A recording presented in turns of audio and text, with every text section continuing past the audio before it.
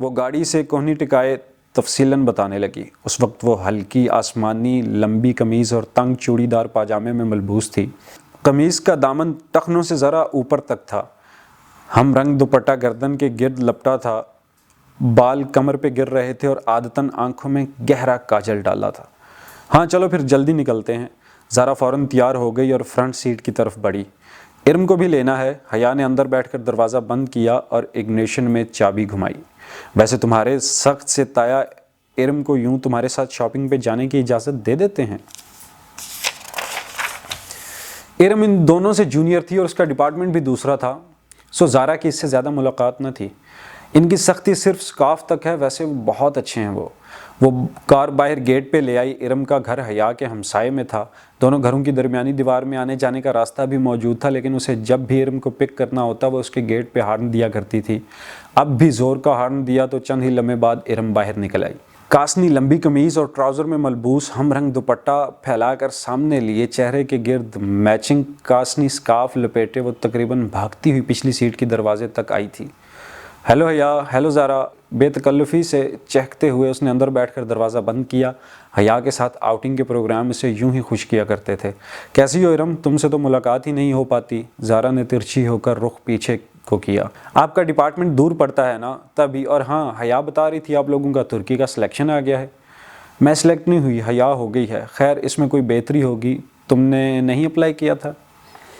अब्बा इजाज़त देते तब ना। वो उदास हो गई। वैसे पेरेंट्स को इतना सख्त नहीं होना चाहिए, ज़ारा ने कहा। हया ने तादीबी नज़रों से उसे घूरा कि कहीं पहले से एहसास कमतरी में मुब्तला इरम मज़ीद उदास ना हो जाए, मगर ज़ारा गर्दन मोड़े पीछे देख रही थी और इरम हस्बत वक्त को उदास हो गई थी। अब्बा भी पता नहीं किस पे चले गए। इतनी गर्मी में स्कार्फ लेना आसान होता है क्या? और फिर कल मेहंदी के लहंगे की भी आधी आस्तीन नहीं बनाने दी मुझे। हया की भी तो आधी आस्तीनें हैं, इतनी अच्छी लगती हैं, मगर अब्बा ज़रा भी सुलेमान चचा की तरह नहीं है।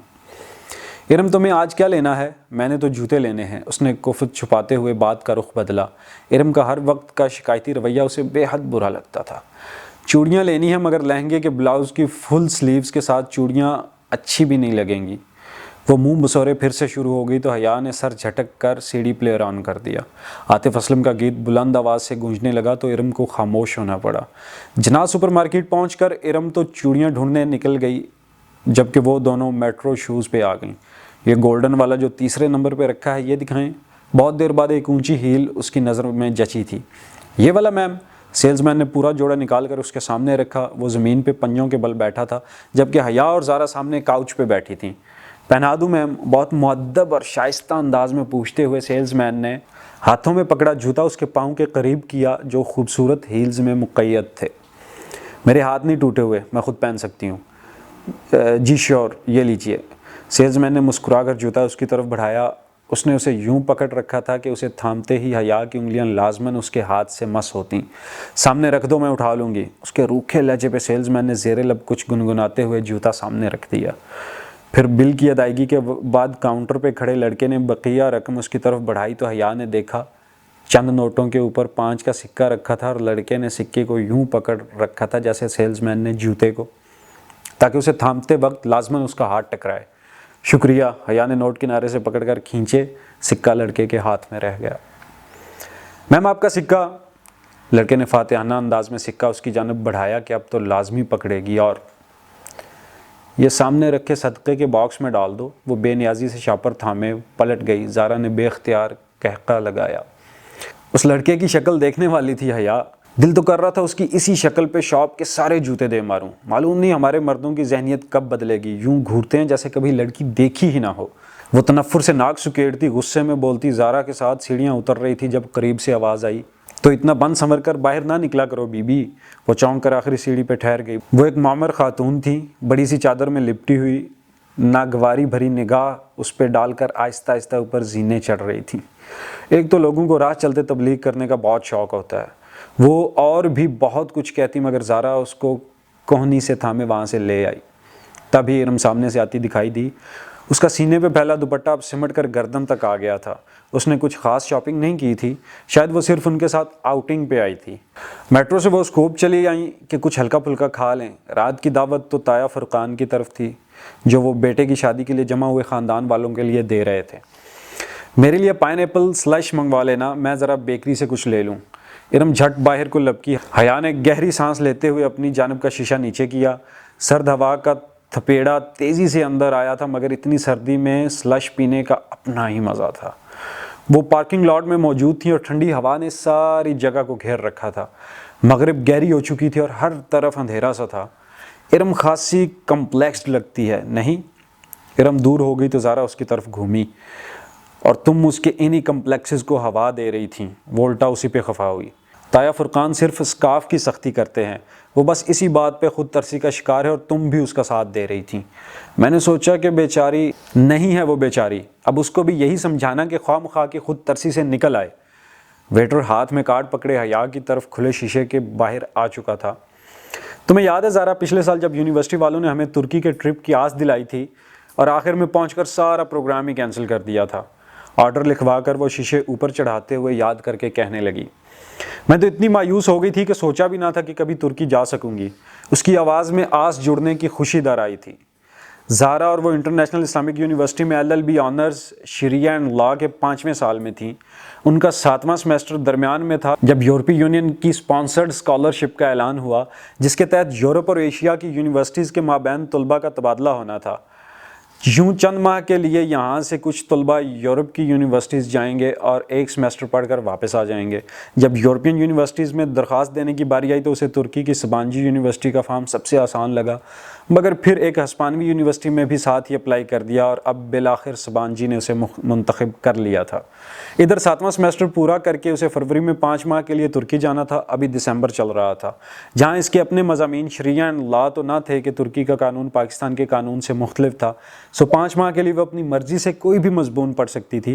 फिर वापस पाकिस्तान आकर उसे LLB का 8वां सेमेस्टर शुरू करना था।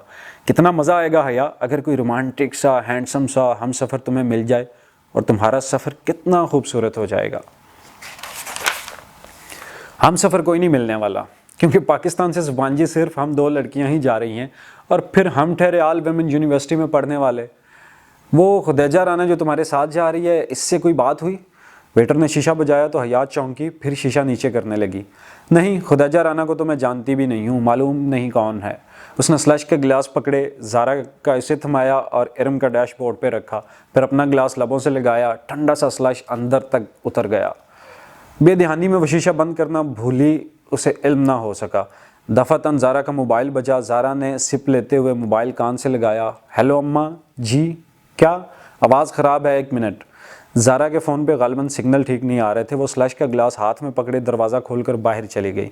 हया अपने गिलास से छोटे छोटे सिप लेते ज़ारा को विंड स्क्रीन के पार से देखती रही। अब वो दूर एक दरख्त के साथ खड़ी फ़ोन पे बात कर रही थी। हेलो माई लेडी, कोई एकदम से बहुत करीब आकर बोला। वो डर कर उछली। ज़रा सा जूस कपड़ों पर छलक गया। खुली खिड़की पे एक औरत मुस्कुराते हुए झुकी हुई थी। मेकअप से अटा चेहरा, चमकता हुआ आई शैडो, भड़कती हुई सुर्खी, बालों का जूड़ा, चमचम करते कपड़े। वो औरत नहीं थी, मगर वो मर्द भी नहीं था। कैसे हो जी? वो उसकी खिड़की पे पूरा झुका खड़ा था। गिलास उसके हाथ में कांपा। बेख्तियार उसने शीशा ऊपर चढ़ाना चाहा, मगर उसके हाथ दरमियान में थे।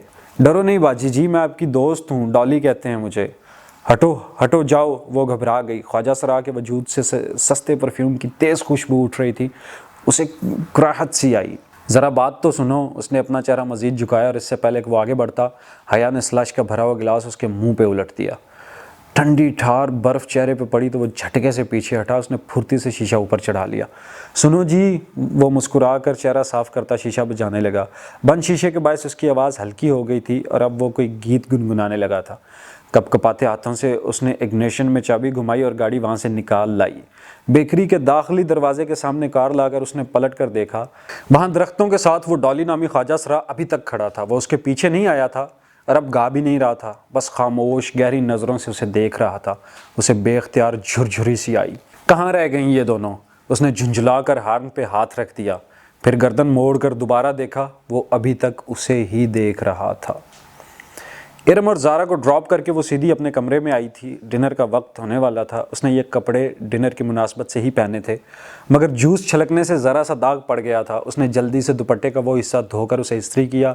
उसे रह रह कर वो ख्वाजा सरा याद आ रहा था।